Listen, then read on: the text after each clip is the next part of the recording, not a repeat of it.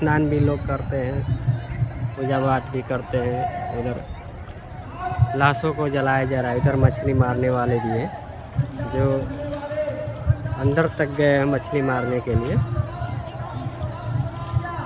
पर ये सब लगा है ना, ये सब मछली के लिए जाल फंसाया गया है, लगाया गया है मछली फंसाने के लिए।